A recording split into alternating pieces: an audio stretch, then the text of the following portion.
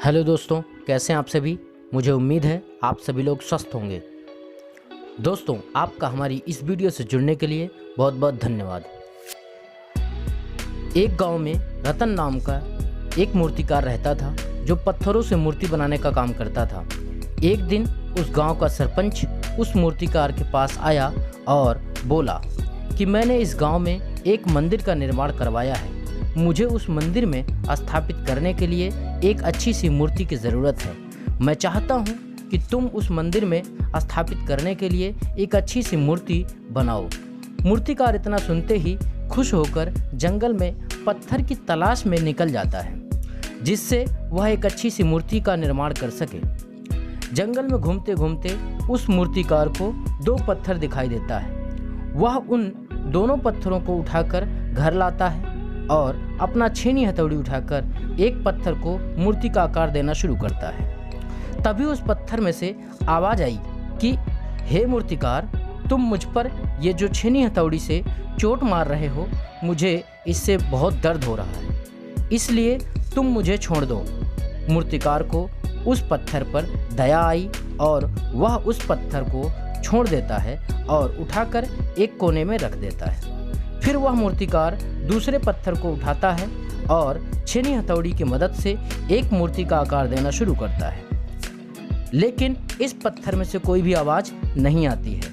कुछ दिन मेहनत करने के बाद वह एक अच्छी सी मूर्ति का निर्माण करता है।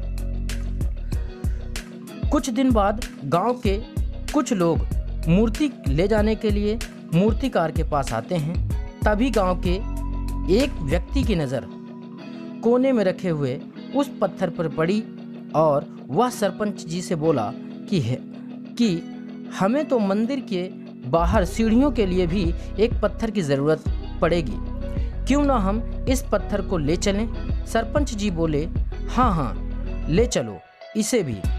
सभी गांव वाले उस मूर्ति के साथ साथ इस पत्थर को भी ले जाते हैं। मूर्ति को तो बड़ी शान शौकत से मंदिर में स्थापित किया गया, लेकिन इस पत्थर को सीढ़ियों से लगाकर रख दिया गया। अब दूसरे ही दिन से गांव के सभी लोग मंदिर में पूजा करने के लिए आने लगे।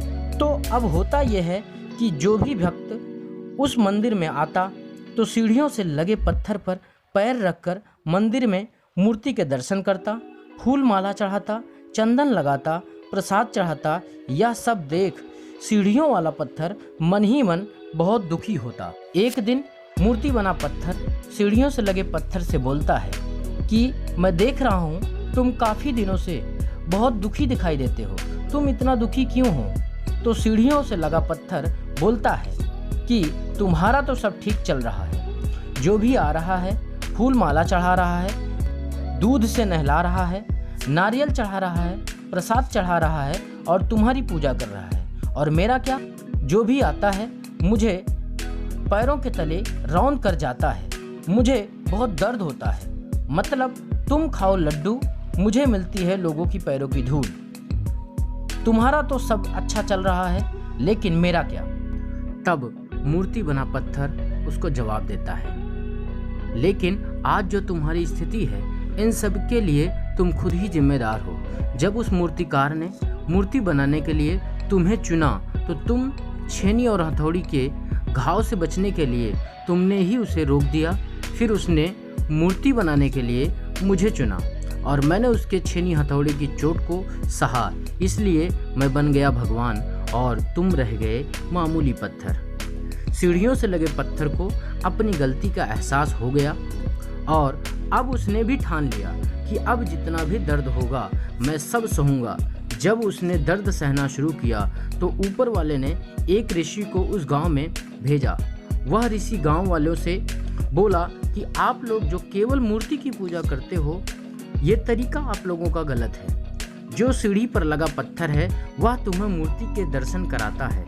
अगर यह पत्थर नहीं होता तो तुम लोग मूर्ति के दर्शन नहीं कर पाते, इसलिए तुम्हें सीढ़ियों से लगे पत्थर को भी चूमना चाहिए। सब गांव वालों ने उस ऋषि की बात मान ली। इस तरह उस पत्थर की भी जिंदगी बदल गई।